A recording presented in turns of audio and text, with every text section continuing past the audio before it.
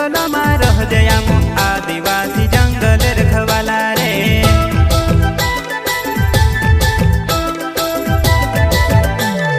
चल जंगल जमीन काजे पूजे रे आदिवासी दुनिया ने रखवाला रे। बाप देव खतरी काज पूजे रे आदिवासी सबसे निराला रे।